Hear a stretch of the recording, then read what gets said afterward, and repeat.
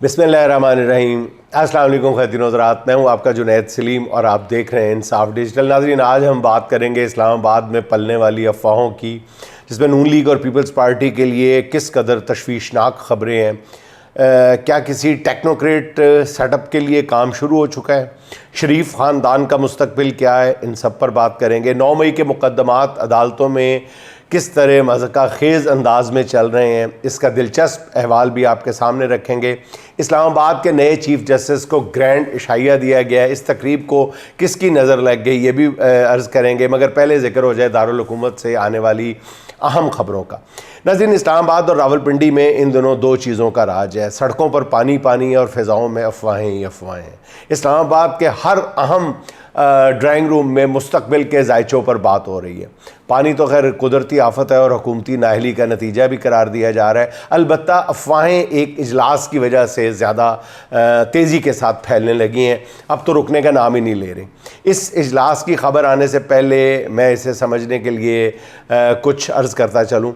नाज़रीन, काबीना डिवीज़न हुकूमत का एक इंतहाई अहम महकमा होता है। आम तौर पर वज़ीर पार्लिमानी अमूर इस महकमे का हेड तस्वर किया जाता है, मगर हकीकत ये है कि काबीना डिवीज़न बराह रास्त वज़ीर आज़म के मातहत होता है। वज़ीर आज़म साहब का जो प्रिंसिपल सेक्रेटरी है वही इस पूरे महकमे को चलाता है। यूँ समझ लें कि हुकूमत के हर हुक्म पर अमल दरामद कराने की ज़िम्मेदारी जो है वो कैबिनेट डिवीज़न के पास होती है। इमरान खान के दौर में उनके प्रिंसिपल सेक्रेटरी आज़म खान काबीना डिवीज़न को देखा करते थे। आजकल डॉक्टर तौकीर शाह, वज़ीर आज़म शहबाज शरीफ के प्रिंसिपल सेक्रेटरी की हैसियत से तौकीर शाह इस महकमे को चला रहे हैं। लेकिन जैसे मैंने बताया कि ये महकमा बराह रास्त वज़ीर आज़म के मातहत होता है, इसलिए वज़ीर आज़म की मंजूरी और मंशा के बग़ैर ना इसका इजलास हो सकता है और ना ही ऐसा कोई करने का तसव्वुर कर सकता है। मगर चंद रोज़ कबल ये अनहोनी भी इस्लामाबाद में हो चुकी है। कैबिनेट डिवीज़न का एक बहुत अहम इजलास तलब किया गया, जिसके बारे में ना तो प्रिंसिपल सेक्रेटरी तौकीर शाह को कोई इल्म था और ना ही वज़ीर आज़म इस इजलास के बारे में कुछ जानते थे। फिर भी नाज़रीन, इजलास हुआ जिसमें इस्लामाबाद ही नहीं, चारों सूबों की जो टॉप ब्यूरोक्रेसी थी वो मौजूद थी। और इस इजलास को फिर आप पूछेंगे कि चेयर किसने किया? नाज़रीन, किसी और ने नहीं, हमारे बहुत ही लायक और अहल वज़ीर दाखिला मोहतरम जनाब मोहसिन नकवी साहब ने इस इजलास में कुछ अहम फ़ैसले भी करवाए, चेयर भी किया ऑब्वियसली। बज़ाहिर ये इजलास नाज़रीन भारत के ख़िलाफ़ होने वाली 4 रोज़ा जंग में एजाज़ात देने के लिए था, जिसमें यह फ़ैसला किया जाना था कि इस जंग में कारकर्दगी पर किस शख्सियत को कौन सा एजाज़ दिया जाएगा। अब सरकारी आदाद-ओ-शुमार के मुताबिक भारत के हमले में 79 यानी 79 पाकिस्तानी शहीद हुए हैं। अब ज़राए का ये कहना है कि इस जंग के दौरान कारकर्दगी दिखाने पर निशाने हैदर देने का भी फ़ैसला किया गया है। मुल्की तारीख़ में नाज़रीन पहली बार एक ज़िंदा शख्सियत को जंग में शानदार परफॉर्मेंस पर निशाने हैदर से नवाजने का फ़ैसला किया गया है और इस अहम शख्सियत की जंग में बहादुरी का पहले भी एतराफ़ किया जा चुका है, मगर अब ये फ़ैसला हुआ है कि इन्हें निशाने हैदर जैसे सबसे बड़े बहादुरी के एजाज़ से नवाजा जाएगा। मुमकिन है कि इसका ऐलान यौम आज़ादी यानी 14 अगस्त को किया जाए, या फिर ये काम जो है ये यौम दिफा यानी 6 सितंबर को हो सकता है। बहरहाल हमें तो किसी की खिदमात और बहादुरी के एतराफ़ पर दिए जाने वाले किसी भी एजाज़ पर कोई एतराज़ नहीं है। जिसका जो हक़ है उसे मिलना चाहिए। मेरे नज़दीक मसला ये है कि कैबिनेट डिवीज़न का इजलास बुलाने का हक़ जो है वो सिर्फ वज़ीर आज़म शहबाज शरीफ का था। उनसे ये हक़ छीन कर मोहसिन नकवी को दिए जाने पर मेरा ख्याल आने वाले दिनों के बारे में मुख्तलिफ़ तरह की चेमगोइयाँ की जा रही हैं। नाज़रीन, अब इस अहम इजलास की बात हो ही गई है तो इसको बुनियाद बनाकर इस्लामाबाद में फैलने वाली अफवाहों का कुछ ज़िक्र भी हो जाए। बाखबर हल्कों का ये कहना है कि मोहसिन नकवी की सदारत में काबीना डिवीज़न के इजलास का इनेकाद जो है वो सिर्फ़ एक ट्रेलर था। इस फिल्म का जो बहुत जल्द पाकिस्तानी अवाम को दिखाई जाने वाली है, बाज़ हल्के बड़े वसूख से ये दावा कर रहे हैं कि नून लीग और पीपल्स पार्टी की मौजूदा क़यादत से जान छुड़ाने का फ़ैसला कर लिया गया और आने वाले दिनों में टेक्नोक्रेट सेटअप लाने की या कमोबेश टेक्नोक्रेट कम पॉलिटिकल सेटअप लाने की तैयारियां हो रही हैं। पॉलिटिकल सेटअप ही होगा लेकिन वो दरअसल टेक्नोक्रेट्स पर मबनी होगा, जिसमें असेंबली से ही लोग शामिल किए जाएंगे। नून लीग और पीपल्स पार्टी की क़यादत अवामी सतह पर अपनी साख नाज़रीन अपने हाथों से तबाह व बर्बाद कर चुकी है। मेरा ज़ाती ख्याल है कि दोनों जमातों की इस फार्म 47 वाली क़यादत को बिल्कुल साइडलाइन कर दिया गया है। आवाम को तो छोड़े, उनके अपने घरों में उनके लिए रोने वाला कोई नहीं मिलेगा। जो मर्ज़ी कर लें, टेक्नोक्रेट सेटअप ले हैं, ब्यूरोक्रेट सेटअप ले हैं, जेड़ा मर्ज़ी सेटअप ले, इन दोनों के लिए एक बंदा भी एक आंसू भी नहीं बहाएगा। बल्कि इससे आगे की बात सुने, नून लीग में कई अहम रहनुमाओं ने तो अगले सेटअप के लिए मुतल्लका हलकों को अपने CV भी पेश करना शुरू कर दिए हैं। और ख़्याल ये है कि इस टेक्नोक्रेट सेटअप में मरकज़ी किरदार मोहसिन नकवी साहब को मिलेगा। इसलिए ऐन मुमकिन है कि पीपल्स पार्टी के इसके लिए ज़्यादा मुज़ाहमत ना करे। वजह आपको पता है, क्योंकि जरदारी साहब मोहसिन नकवी को अपना बेटा कहते हैं। अगर उनका बेटा बिलावल वज़ीर आज़म नहीं बन सका तो दूसरा मुँह बोला बेटा जो है वो इस मनसब पर फायज़ हो जाएगा। इसलिए टेक्नोक्रेट सेटअप सिर्फ शरीफ ख़ानदान की मुश्किलात बढ़ाएगा। अब ज़रा ये भी कहते हैं कि PTI के 40 के करीब अरकान जो है कौमी असम्बली के अरकान, उनको नाअहल करार देने की तैयारियां हैं, जिनकी जगह पर इस्टेब्लिशमेंट के नुमाइंदे पार्लियामेंट में लाए जाएंगे। इस नेक काम का कहना चाहिए आगाज़ जो है वो जमशेद दस्ती की नहली से कर दिया गया है। नाज़रीन, इस टेक्नोक्रेट हुकूमत का सबसे बड़ा मकसद जो है बताया जा रहा है कि वो इसराइल को तस्लीम कराना है। ज़रा ये कहते हैं कि शहबाज शरीफ तो कुछ तहफ़्फ़ुज़ात के साथ इसराइल को तस्लीम करने पर आमादा है, मगर बड़े भैया इस पर तैयार नहीं है।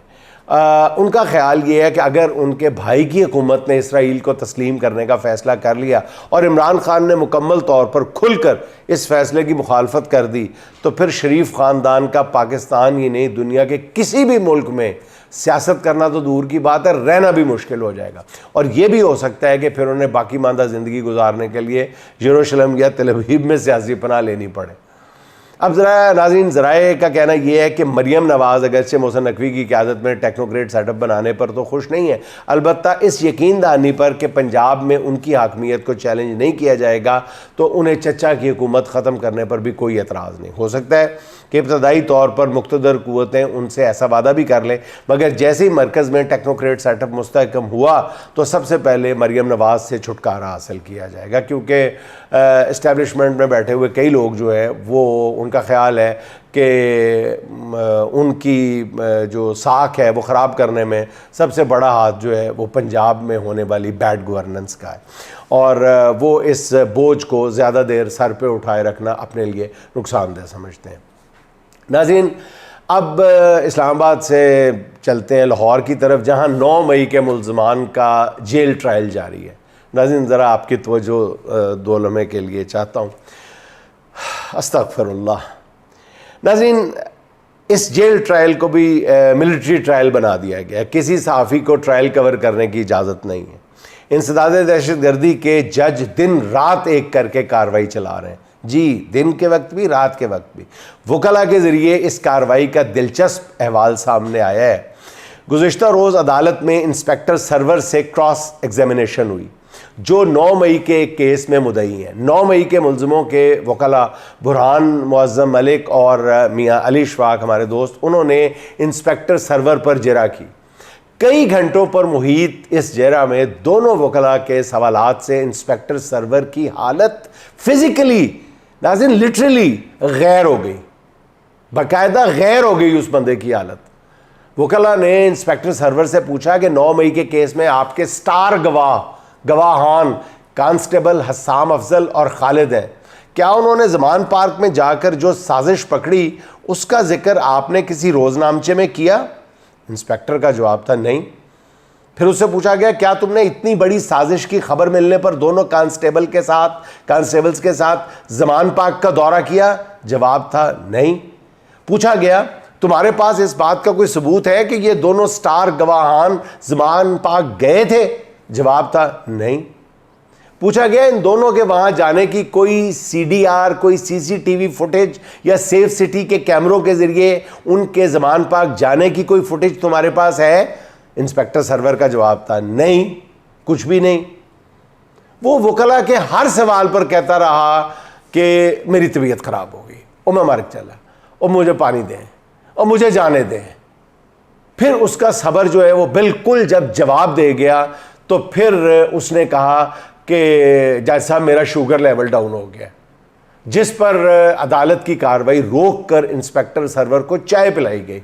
इस पर दोबारा जेरा शुरू की गई, मगर उससे फिर भी कोई जवाब नहीं बन पा रहा था। नाज़रीन, ये जो कुछ मैं आपको बात बता रहा हूँ, ये मैं वकला से तस्दीक करने के बाद आपकी खिदमत में अर्ज़ कर रहा हूँ। और वो गवाह जो है वो मुसलसल कह रहा था कि खुदारा मुझे जाने दें, अल्लाह का वास्ता मैंने जान दो। जिसके बाद रात गए अदालत की कार्रवाई रोक दी गई और फिर उससे अगले दिन इंस्पेक्टर सरवर पर जेरा मुकम्मल की गई। नाज़रीन, 9 मई के दूसरे मुदई इंस्पेक्टर मुनीर से वकला की जरा का जो अहवाल है वो इससे भी ज़्यादा शर्मनाक, दिलचस्प और इबरत अंगेज़ है। जब अदालत में इंस्पेक्टर मुनीर को गवाही के लिए पुकारा गया, नाज़रीन ज़रा 2 लम्हे के लिए आपकी तवज्जो का मतकाज़ी हूँ मैं। जब अदालत में इंस्पेक्टर मुनीर को गवाही के लिए पुकारा गया तो अदालत को बताया गया कि वो तो छुट्टियों पर है और उम्रे के लिए गए हुए हैं। इस पर जज साहब बरहम हो गए। जाहिर है उम्रे पर नहीं बरहम हुए, बल्कि उन्होंने कहा कि वो कैसे अदालत को बताए बगैर मुल्क से बाहर जा सकते हैं। जज साहब ने हुक्म दिया कि इंस्पेक्टर मुनीर से अभी फ़ोन पर रब्ता किया जाए और उनकी गवाही रिकॉर्ड की जाए। ज़ाहिर है जज साहब ने भी तो एक मुकर्ररा मुद्दत के अंदर अंदर जल्दी जल्दी ये केस मुकम्मल करने हैं ना। तो जज साहब ने कहा कि जी उनसे फ़ोन मिलाओ और उन्होंने गवाही रिकॉर्ड करो। अच्छा, जिस पर इंस्पेक्टर मुनीर से रब्ता किया गया, उनका नंबर मिला तो उन्हें बताया गया कि उनकी अदालत में गवाही रिकॉर्ड की जाएगी। इंस्पेक्टर मुनीर उम्रा करने के बाद सर मुंडवा चुके थे और उस वक्त एहराम की हालत में थे। जिरा शुरू करने से पहले वकील ने इंस्पेक्टर मुनीर से हल्फ लेने को कहा। इंस्पेक्टर मुनीर ने हल्फ लिया कि मैं जो कहूँगा सच कहूँगा, मैं गलत बयानी करूँ या झूठ बोलूँ तो खुदा मुझसे नाराज़ हो। इस पर वकील ने एतराज़ किया कि इंस्पेक्टर मुनीर ने हल्फ के अल्फाज ठीक नहीं कहे। आइन में गवाह के लिए हल्फ के अल्फाज हैं कि अगर मैं झूठ बोलूं तो मुझ पे खुदा का कहर नाजिल हो, जबकि उन्होंने कहा है कि अगर मैं झूठ बोलूं तो खुदा मुझसे नाराज़ हो। वकील ने आइन में लिखे हल्फ के अल्फाज भी जज साहब के सामने रख दिए, जिस पर जज ने कहा कि वो आइन के मुताबिक हल्फ के अल्फाज दोहराए। मगर इंस्पेक्टर मुनीर ने एहराम की हालत में ये कहने से इनकार कर दिया कि अगर मैं झूठ बोलूँ तो मुझ पर खुदा का कहर नाजिल हो। इस पर अदालत में मौजूद शाह महमूद कुरैशी साहब ने भी गवाह इंस्पेक्टर मुनीर से कहा कि वो हल्फ के मुताबिक गवाही दे। ये जो लिखा हुआ है कानून, दस्तूर और आइन के मुताबिक, हल्फ के मुताबिक अपनी गवाही दे। मगर इंस्पेक्टर मुनीर जो खाना काबा से अभी निकले ही थे और एहराम की हालत में थे, वो झूठ बोलने पर खुदा के कहर वाला जुमला बोलने से साफ इनकार करते रहे और बार बार इनकार करते रहे। इस पर मुल्ज़िमों के वकाला ने अदालत में तहरीरी दरख्वास्त दी कि इस शख्स को अदालत में बुलाया जाए, इन्हें इस पर जिरा करने दी जाए और इसकी ऑनलाइन गवाही कबूल ना की जाए। मगर मोहतरम जज साहब ने यह दरख्वास्त जो है वो उठा के फेंक दी, रद्दी की टोकरी में मुस्तरद कर दी। नाज़रीन, ये हाल है, अंदाज़ा लगाएं आप। ये है 9 मई का सारा बयानिया कि एक शख्स एहराम में उसको इतनी शर्म आ गई, उसका ईमान की रमक इतनी सी बाकी थी कि उसने हलफ के मुताबिक एक जुमला के खुदा का कहर नाजिल हो ये बोलने से इनकार कर दिया। नाज़रीन, 9 मई के मुकदमे का सारा अहवाल आपके सामने रख दिया। इसके बाद इस केस में बेगुनाह लोगों को सज़ाएँ सुनाई जाएँ अगर, तो मेरी तरह आपने भी अल्लाह की अदालत में गवाही देनी है। ये जज साहब को भी पता है, हम सबको पता है। तो मैं सिर्फ जज साहब की खिदमत में इतना ही अर्ज़ करना चाहता हूँ कि उस आखिरी अदालत को भी जहन में रखें। वो ऐसी अदालत है जहाँ बहरहाल हकीकी इंसाफ होगा। नाज़रीन, अदालत की बात हो रही है तो कल इस्लामाबाद में होने वाली तकरीब का अहवाल भी सुन लें। इस्लामाबाद के नए मुस्तकिल चीफ जस्टिस सरफराज डोगर के एजाज़ में एक शाही ग्रैंड इशाइये की तकरीब थी। नाज़रीन, मैंने कम अज़ कम अपनी 35 साल सहाफ़त में ऐसी कोई शानदार और ग्रैंजर वाली और रोब और दबदबे वाली अदालती तकरीब नहीं देखी, सरकारी ख़र्च पे होने वाली। और सरकारी ख़र्च भी एक ऐसा कि बार ये तस्लीम करने के लिए या बताने के लिए तैयार नहीं है कि इस तकरीब के जो लाखों 50, 60, 70, 80 लाख रुपए जो इस तकरीब के इनेकाद पर लगे हैं वो कहाँ से आए हैं बार के पास। बार के ज़िम्मेदारान जो है ये बताने से कासिर है कि ये अचानक पैसे हमें कहाँ से मिले। लेकिन सबको पता है, अदालतों को कवर करने वाले तमाम रिपोर्टर्स को पता है कि ये लाखों रुपए की अचानक मदद कहाँ से आई है इस तकरीब को मुनक्किद करने के लिए, और इस तकरीब का इनेकाद जो है वो क्यों इतना ज़रूरी समझा गया, इतने लाओ लश्कर और इतने तमतराक के साथ इस तकरीब का इनेकाद क्यों ज़रूरी था। नाज़रीन, ये एक तरह से जश्न फ़तह में मनाया जाना था। बाकी जो वकला जो तहरीक या एहतजाज के मूड या मोड में नज़र आ रहे हैं उनको उनकी हौसला शिकनी मकसूद थी। नाज़रीन, तकरीब में हाई कोर्ट के सीनियर तरीन जज जस्टिस मोहसिन अख्तर कियानी, जस्टिस सरदार इजाज़ इसहाक खान, जस्टिस समन रफ़त इम्तियाज़, जस्टिस तारिक महमूद जहांगीरी, जस्टिस बाबर सत्तार शरीक ही नहीं हुए।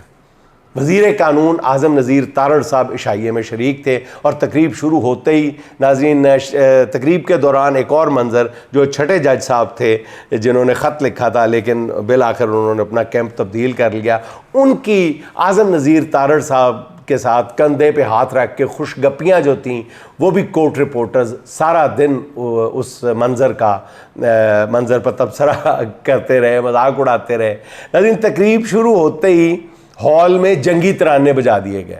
हॉल अचानक, ए मर्द मुजाहिद जाग ज़रा अब वक्त शहादत है आया, तराने गूंजने लगे। नाज़रीन, संजीदगी से बता रहा हूँ आपको, ये तराने गूंजने लगे। पता नहीं ये तराना नए चीफ जस्टिस के लिए था या उनकी अदालत में पेश होने वाले के लिए था, पता नहीं किसके लिए था। थोड़ी देर ये तराना बजता रहा तो फिर तकरीब के मुंतज़मीन को किसी ने कहा कि इस खुशी के माहौल में शहादत के पैगामात जो हैं वो कोई नेक शगुन नहीं है, इसलिए अगर चलाने के लिए कुछ और नहीं है तो कम से कम इस जंगी तराने को तो बंद करें ना, जिस पर साउंड वाले ने ट्रैक तब्दील किया। मगर उस वक्त तक तकरीब में मौजूद बेशतर हाज़रीन जो थे वो शहादत वाले ट्रैक पर चढ़ चुके थे। इसके बाद नए चीफ जस्टिस सरफराज डोगर साहब की कमाल अंग्रेज़ी में तकरीर ने खूब रंग जमाया और इस इशाइये को नेक्स्ट लेवल तक पहुंचाकर हमेशा के लिए यादगार बना दिया, अमर बना दिया।